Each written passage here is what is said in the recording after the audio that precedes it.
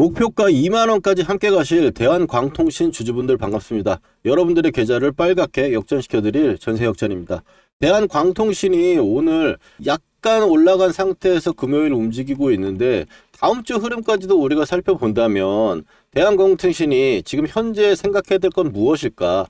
그리고 잘 가고 있는데 우리가 매도를 언제 해야 될지, 제가 앞서 말씀드린 목표가 2만원이라고 말씀드렸었는데 왜 그렇게 보고 있는지 여러분도 들어보셔야겠죠. 거기다가 최근에 추가 상장 2,300만 주 엄청나게 큰 물량이 지금 나와가지고 시장에 오버행을 만들고 있다라고 생각을 하고 계시는데, 이 이야기도 제가 한번 드려볼 거고, 거기다가 대한광통신을 지금 대하는 우리들의 자세는 어떤 마인드를 가지고 앞으로 가야 되는가, 이 부분도 한번 짚어볼 거예요. 그리고 또 직접적으로 거시적인 매크로를 알았다 하더라도 대한광통신을 우리가 매매를 하기 위해서는 뭘 알아야겠어요? 가격을 알아야겠죠. 어디서 팔아야 되고, 또 어디 구간이 깨지면 안 되고, 이탈되면 안 되고, 또 어디서 신규 매수를 한다면 해야 될 것인지, 이 부분들을 오늘 또 한번 파헤쳐 볼 건데, 왜냐하면 대한광통신 지금 또 올라가고 있으니까 매수를 하고 싶은 분들이 많으시더라고요. 그래서 그 부분도 한번 긁어드리려고 생각을 하고 있습니다. 자, 거기서 대한광통신을 어떻게 이런 구간에서 매수를 하고 들어오는 건지, 그리고 마지막으로 굉장히 중요한 건데, 대한광통신 같이 이렇게 급등하는 종목들은요, 여러분들 5일선 매매할 수 없다. 5일선은 장중에도 워낙에 변동폭이 크게 변해버리기 때문에 이거를 5일선이 어디냐라고 말을 할 수가 없다. 그런데 지금 세상의 모든 사람들이 뭐 5일선 이야기하는 분들이 많은데 그거 맞지 않다라는 이야기 제가 하면서 어떤 식으로 대응하는 게 가장 최선이야 대한 설명까지 오늘 곁들여 보도록 하겠습니다. 자, 그러면 본격적인 이야기 하기 앞서서 여러분들 좋아요 한 번씩 좀 눌러주시고, 그리고 대한광통신 이번에 경고 사이클을 제가 알려드릴 건데, 이 경고 사이클을 넘어서 신고가를 한번 가보자라고, 신고가라고 댓글 한 번씩 달아서 응원해 줍시다. 자, 그러면 본격적인 이야기 한번 시작해 볼게요. 먼저 대한광통신 같은 경우는 최근 흐름만 살펴봤을 때는 가장 탄력성 있고 유지선을 옆으로 쭉 살살살살 올라오다가 수렴을 만들어줬죠. 이 수렴이 어디냐? 직전 고가를 돌파하는 구간에서 잡아준 거예요. 아, 여기 지지 테스트를 받아버린 거죠. 2번이나. 그리고 나서 빵 뚫으면서 고가를 갱신했는데 급등을 보여주면서 가장 이 섹터, 그러니까 최근에 있는 광통신의 테마 중에 가장 강한 탄력으로 올라와줬고 8,900을 찍으면서 경고까지 들어가 버리는 기염을 토했습니다. 그리고 나서 옆으로 움직이는데, 지금 이 현재 흐름이 지지부진하니까 빠지는 거 아니야, 이렇게 생각해야 될 게 아니고 지금 현재 상태에서는 가장 베스트의 흐름으로 가고 있다, 이렇게 보시면 되는데, 이유는 뭐냐? 보통 제가 경고에 대한 강의도 많이 해드리는데 이 얘기만 살짝 드려볼게요. 자, 투자 경고, 거래 정지에 대해서 정리를 제가 해드린 적이 있는데, 경고가 이미 지정됐으니까 이 부분은 오늘 넘어가고, 투자 경고가 지정되는 경우에 보통 주가가 하락할 확률이 높다. 그래서 지금 대한광통신도 추가적인 상승을 보이지 못하고 밀리고 있는데, 보통의 저점의 형성은 4일에서 5일 후에 나오고, 그 후에 나와서 반등이 나오면 강하구나, 얘는 앞으로 더 올라갈 수 있구나, 이렇게 생각할 수 있거든요. 거기다가 투경 해제 판단일 주가 동향이라고 보면은 투자 경고가 해제되는 기간이 있잖아요. 그거 제가 공시로 한번 파드릴 건데, 해제되는 그런 구간에서 가까워지면 빠졌던 주가가 회복하는 경향이 많습니다. 자, 그러면 이 정도는 개념으로 일단 알아두시고 공시 한번 들어가 볼게요. 자, 최근에 보시면 투자 경고 종목 지정이라고 되어 있죠. 이렇게 돼가지고 최근에 많이 올랐으니까 이제 경고 먹은 건데, 이 경고나고 이제 중요한 거는 두 가지예요. 매매 거래 정지 요건. 자, 보시면 해당 종목은 투자 경고 종목 지정일 이후 2일 동안 40% 상승하고 투자 경고 종목 지정일 정가보다 높을 경우 1회에 하나여 매매 거래가 정지가 될 수 있다. 근데 보통은 거래 정지가 되는 거는 단기적으로는 급등을 보일 수도 있지만 정지 후에 급락이 떨어지는 경우가 많기 때문에 일반적으로 강한 핸들링을 갖고 있는 세력들은 이 정지까지는 별로 가지는 않아요. 그렇지만 어쨌든 경고 지정일 이후에 2일 동안 40% 이상 상승하고 그러니까 40% 상승을 안 하려고 하겠죠. 세력이 만약 머리가 있다면. 그리고 나서 봤을 때 아래쪽에 보시면 이제 해제 요건은 10일째 되는 날 이후의 날이에요. 그러니까 10일간은 경고를 주겠다는 이야기가 될 거고, 그 다음에 다음 사항에 모두 해당하지 않을 경우 그 다음날 해제된다고 했죠. 그러니까 60% 이상 상승을 안 해야 되고 5일 동안 100% 이상 상승을 하면 안 되겠죠. 그리고 종가가 최근 15일 최고가는 어차피 올라가게 되면 걸리는 거라서 이건 상관없습니다. 그래서 우리가 이 부분만 일단 체크를 하면 되는 부분이다. 근데 제가 말씀드리고 싶은 건, 중요한 거는 여기죠. 투자 경고 종목 해제 여부의 최초 판단일은 3월 26일이 예정이며 5일 전날, 15일 전날은 각각 3월 19일 및 3월 15일 예정이다. 이렇게 이야기를 했는데 그러면 해제 여부를 판단했을 땐 3월 26일 날 예정이다. 자, 좀 전에 제가 말씀드린 게 있죠. 경고가 걸리면 어떻게 된다고 그랬어요? 4, 5일 정도는 빠진다라고 말씀을 드렸고 그 다음에 해제 판단일 근처까지 오면 그 빠지는 부분을 회복하는 관점으로 간다라고 이야기했죠. 자, 이거 뭐 예시가 필요하다고 하시면은 제가 한번 말씀을 드리면 최근에 가장 강했던 게 이제 우리기술이죠. 우리기술 같은 경우는 워낙에 강했어가지고 폭경을 맞고 나서 이틀 동안밖에 안 빠지고 나서 반등이 나왔고 해제일까지 계속 조금씩 올라오는 모습을 보이다가 빵 하고 올라왔죠. 이렇게 올라오는 경우가 있는데 우리 기술은 엄청나게 강한 케이스라 가지고 조금 더 좋은 방향성으로 갔다고 볼 수 있고 그 다음에 이제 원익홀딩스 같은 경우를 보면은 원익홀딩스 같은 경우 엄청나게 올라왔잖아요. 이 종목도. 그러면 경고를 한번 검색해서 본다면 경고 지정이 된 적이 있죠. 여기 어제 11월 12일 날 있고 또 9월 11일 있습니다. 2025년. 그러면 여기다가 9월 11일하고 그리고 이제 11월 12일을 써봅시다. 그래서 여기서 차트로 한번 확인해 볼게요. 자, 원익홀딩스가 급등했을 때 이제 9월 11일이면 2005년에 9월 11일 날이죠. 이제 경고가 여기서 들어갔잖아요. 9월 11일 날 이제 경고가 들어가고 나서 어떻게 됐어요? 하나, 둘, 셋, 4일 정도 빠지고 유지선. 이게 중요하다 그래서 유지선에서 반등이 나오면서 또 올라갔죠. 자, 그리고 나서 봤을 때 또 한 번 언제였어요? 11월 달이었죠. 11월 달에 또 다시 보면은 11월 12일 날 이제 경고 구간에 들어갔고 하나, 둘, 셋, 넷까지 빠지면서 이 구간에서 어디예요? 그래. 역전 밴드잖아. 역전 밴드 구간에서 또 반등이 엄청나게 나오고 있다. 자, 여기서 보면은 대한광통신 같은 경우 이런 기법 같은 경우라든지 이슈가 있기 때문에 가장 많은 높은 확률로 경고가 걸리면 조정이 오는 건 일반적이에요. 요 경고가 해제가 되는 구간까지는 빠진 부분을 어느 정도 되돌리려고 한다. 요거까지는 확률이 굉장히 높은 거니까 별표 5개 해야 된다 이거는. 네, 5개. 자, 그렇게 해서 대한광통신으로 다시 돌아와서 보면은 자, 여기서 봤을 때 대한광통신 지금 현재 경고가 언제 걸렸죠? 자, 경고가 지정이 된 게 3월 12일 날 경고 지정이 됐잖아요. 그럼 3월 12일 날부터 지금 경고 지정되고 하나, 둘, 셋, 넷 얼마 안 밀렸죠. 밀렸더라도. 엄청나게 강한 거다. 우리 이렇게 생각할 수 있겠고 그래서 유지선에서 매수 타점을 한번 잡아볼 수도 있는 거죠. 그리고 나서는 어떻게 됐어요? 지금 해제가 25일 날 정도까지니까 25일 정도까지는 추가적으로 급등이 나오기가 쉽지는 않다라는 거죠. 맞죠? 이해되시죠? 그렇게 생각하시면 되고 그럼 중간에 우리가 움직였을 때 타점을 어디서 잡을 것이냐 또 매도는 어떤 타점을 잡을 것이냐 이 부분들을 고민해 봐야 될 건데 그럼 뭐가 필요해? 가격이 필요하다 그랬죠. 오늘 사이클까지는 좀 하기가 어려울 것 같네요. 자, 알아둘 중요한 이 가격으로 본다면 대한광통신이 지금 어떤 흐름으로 나왔느냐 근데 이렇게 대한광통신이 지금 시가총액이 1조긴 한데 외국인 기관이 엄청나게 사들이거나 올라오는 그런 수급이 보이지 않죠. 그러면 이걸 개인이 올렸냐? 그렇다고 볼 수는 절대 없다. 그래서 대한광통신은 우리가 이 차트의 흐름이나 가격을 가지고 추정을 해볼 거예요.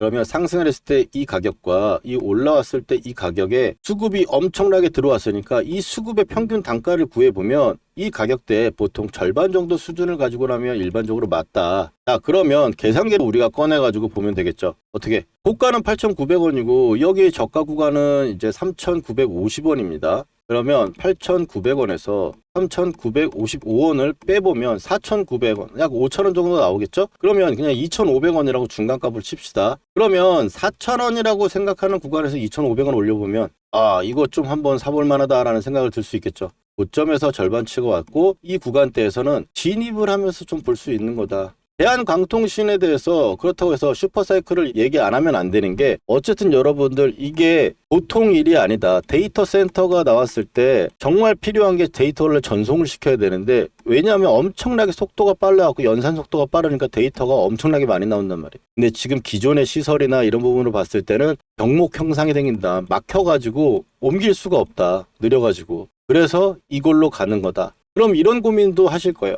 아니 그런데 삼성전자랑 하이닉스가 그렇게 가지 못하는 상황이거나 옆으로 기른 상황이면 얘도 못 가는 게 아니냐? 이게 아니다. 모든 테마는 사이클이 돌고 그 사이클대로 순서대로 순환이 되는 거다. 우리가 코로나 때 처음에는 이제 마스크가 필요했고 진단 키트가 필요했는데 그 다음에 백신이 필요하니까 백신 관련주가 올라가는 거예요. 이런 형태로 가는 거다라고 보시면 될 것 같고 그리고 대한광통신이 이렇게 왜 강세를 보이고 대한광통신에 집중을 해야 되느냐? 역사적으로 봤을 때 테마 같은 경우는 소재주가 엄청나게 급등하는 사이클을 많이 만듭니다. 태양광에서는 폴리실리콘의 OCI 홀딩스, 2차 전지에는 에코프로, AI 사이클에서는 지금 AI 데이터 센터를 만드는 삼성전자의 HBM, 반도체, SK하이닉스 반도체가 소재가 되는 거죠. 대한광통신은 지금 굉장히 병목 현상을 지금 해결할 수 있는 광통신의 소재 기업입니다. 그래서 탄력이 굉장히 크기 때문에 신규라든지 접근을 한다면 이런 관점에서 좀 접근을 해야 된다고 말씀을 좀 드려보고, 그리고 제가 이 대한광통신 매수해서 올라왔던 만큼 또 매도할 때도 제가 타점 드리거든요.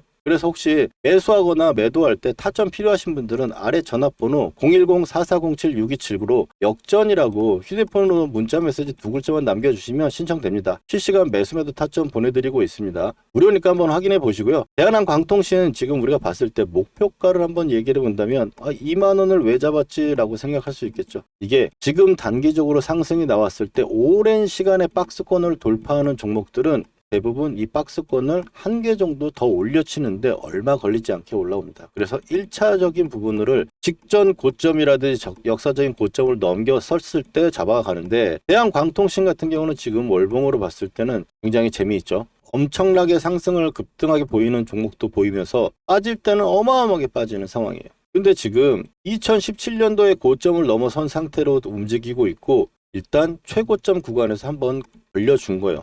걸려주면서 거래가 나오겠죠. 이 구간에서. 이 거래 구간을 나오면서 경고의 해제 기간도 한번 버텨보고 지나보고 그 다음에 자리도 잡아준다면 추가적인 고점 구간이 나올 거다. 그렇다면 지금 이 구간에서 거의 아래쪽에 봤을 때 빵이라고 볼 수 있죠. 100원 뭐 이렇게 올라왔기 때문에 만원대를 기준점을 잡고, 그래서 여기서 레벨업하는 한계를 더 보고 2만원 정도 생각하고 일단 우리가 긴 호흡 가져가 볼 수 있을 것 같아요.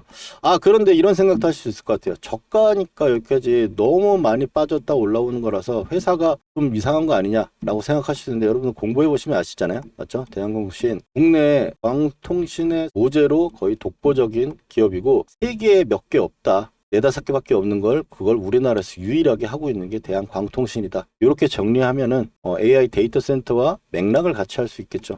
그래서 대한광통신을 이 구간대에서 어떻게 잡아가고 또 급등주를 어떤 식으로 관리해야 되는지 제가 비법과 방법들 한번 소개시켜 드려 볼 테니까 한번 집중해서 들어보세요. 실전에서 제대로 돈 복사를 하기 위해서 매매 기법 한번 배워볼 건데 집중해서 따라와 주시기 바랍니다. 먼저 삼성전자 올해 대표적으로 매매했던 종목이죠. 이 녹색 선에 사가지고 세력이 이탈할 때까지 보유하다가 매도를 하고, 녹색 밴드에 사가지고 세력이 이탈할 때 아직 이탈하지 않아서 보유를 하고 있는 부분입니다. 이걸 어떻게 매매할 수 있느냐? 녹색 밴드에서 우리는 잘 가던 종목이 밀렸을 때 매수를 해가지고 빨간 선이 보이시죠? 이 빨간 선이 유지선입니다. 이 유지선을 유지가 되면 세력이 지켜준다는 거예요. 그래서 이탈할 때 매도를 하는, 아직 이탈이 안 나왔기 때문에 이 구간의 매수는 홀딩을 하고 있는 거겠죠. 실전적으로 봤을 때 하나만 더 보도록 하겠습니다. 원희홀딩스입니다. 로봇주 엄청나게 세가지고 굉장히 강한 상승을 만들어냈고요. 급하게 또 밀어 내려왔죠. 그러면 좀 전에 말씀드렸던 우리 녹색 밴드 구간에서 쌍바닥이 나오고 자리를 잡아주는 구간, 거기서 매수를 해가지고 고점 매도, 이 구간의 매도, 목표가 구간이 왔기 때문에 매도하는 부분인데,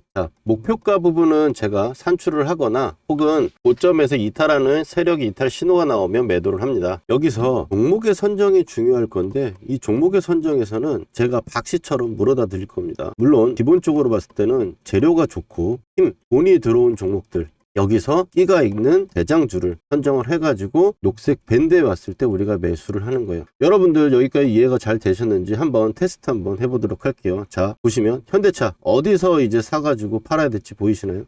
그 다음에 레인보우 로보틱스, 가장 시장의 대장주를 여러분들 테스트를 한번 해보는 겁니다. 어디서 이제 사야 될지 눈에 보이셨나요? 그렇다면 여러분들 매매 기법의 전수는 끝났습니다. 근데 여기서 우리가 멈추면 안 되겠죠. 팩트 체크를 해야 되는 건데, 제가 최근에 올려드렸던 종목들, 말씀드렸던 종목들을 가지고 검증이라는 걸 해보겠습니다. 먼저 첫 번째로 이제 큐렉소 인공관절 로봇으로 인해 가지고 상승을 할 거다라고 말씀을 드렸고, 지금 현재 2750원 역전 밴드를 보시면 12,000원대가 왔죠. 보시면 매수를 해야 될 거라고 이야기를 했습니다. 12,300원 정도 수준이었고요. 그 다음에 큐렉소 같은 경우는 이제 2750원하고 22,000, 이 정도 구간대가 2차 목표가로 보고 간다 그랬어요. 영상에서 확인하신 대로 볼 수 있겠죠. 그 다음에는 이제 포스코 DX입니다. 포스코 DX 같은 경우 너무 포스코가 안 갔다. 근데 이제 여러분들 고생 끝이 아니겠냐라고 말씀을 드렸고, 그 다음번에 위에 1차 하한가에서 한 주도 팔지 않는 이유에 대해서 이야기를 드리면서 2차에 대해서는 이야기를 했죠. 43,000원대부터 48,000원대까지 나와 있는 부분. 자, 단기적으로 쉬는 부분도 체크 드렸고, 이제 고생 끝이라고 하자마자 고생은 진짜 끝났죠. 물리신 분들도 추가를 해가지고 제가 나오라고 말씀드렸던 부분들이고, 그 다음에는 이제 카카오페이입니다. 카카오페이 또 지금 보시는 분들은 말할 거 없죠. 49,000원대까지 현재 가격대 이하로 매수다. 59,000원대 첫 번째로 말씀드렸고, 그 다음번에 제가 이틀 후에 확신이 생겼어요. 이제 물려있는 분들도 추가 한번 해볼 만한 자리고 매수를 이야기를 한 거죠. 그리고 카카오페이 어떻습니까? 8만원으로 고점을 찍고 바닥권에서 제가 말씀드렸던 부분부터 얼마나 걸렸어요? 며칠밖에 안 걸렸죠. 근데 60%예요. 여기다 더 기적적인 거, 저는 8만원대까지 보고 있다. 오늘 8만원 딱 찍어주고 밀렸죠. 이게 그냥 나오는 수치들이 아니다. 그리고 마지막으로 효성 TNC 보시면, 효성 TNC 제가 이거를 포스코 DX 주가 전망에 마지막에 핵심 추천주로 제가 드렸어요. 핵심 추천주로 드렸는데 24만원대 정도 가격대 구간이고, 지금 올라오면서 제가 목표가를 얘기했죠. 44만원대. 왜? 아디가 지금 그렇게 이야기를 하고 있으니까. 근데 효성 TNC 그럼 확인해 봅시다. 자, 어느 정도 여러분들 신뢰가 갈 수 있는 느낌 아닙니까? 효성 TNC도 아무도 안 쳐다볼 때 여러분들 타점 말씀드리고 매수한 거 목표가에 매도 타점까지 잡아드렸어요. 거짓으로 할 수 없는 영상 올려드린 거 가지고 지금 검증을 하고 있는 거고요. 그리고 세력이 매집 거래량이 들어왔을 때 표시하는 부분들 가지고 매매를 하게 되면, 이 세력이 매집을 이제 시작했는데 내가 들어가면 나도 언제 갈지 몰라요. 그렇지만 밴드로 설정한 매집 타점, 이런 부분들로 봤을 때는 올라갔을 때 단기간에 엄청나게 올라간다. 지금 종목들 60에서 80% 올라가는 거잖아요. 이런 좋은 타점들 우리가 놓치면 너무 아깝지 않습니까? 이런 타점들 꼭 받아보셔야겠죠. 구독자분들은 제가 지금 받고 계신데, 영상으로 제가 타점을 말하기에는 시간적 차이가 있다 보니까 영상 제작 전에 제가 구독자분들께 중요한 타점에 지금 사보자, 문자를 먼저 보내드리고, 팔아야 되는 시그널에도 매도해보자고 우리 구독자분들 먼저 드릴 거니까요. 아직 좋아요와 구독 안 해주신 분들은 해주시고 타점 받아가 보세요. 주식으로 수익 났다고 자랑하실 수 있게 만들어 드릴게요. 그리고 오늘 처음 보시는 분들은, 타점 필요하신 분들은 010-4407-6279로 여러분 간단하게 역전이라고 문자 2글자만 보내주시면 신청 끝입니다. 당연히 돈 드는 거 아니고 100% 무료예요. 전세 역전의 이름과 채널도 이제 커질 건데요. 전세 역전을 만난 게 행운이었다 느끼시게 되면 제 영상 도움 된다고 주위에 소개도 많이 시켜주시고요. 좋아요 열심히 눌러주세요. 그러면 저는 기쁜 마음으로 최선을 다해 종목을 분석해 드리겠습니다. 그리고 제가 앞전에 약속드렸던 트레일링 스탑에 대해서 이야기를 좀 해볼게요. 왜 5일선은 무쓸모고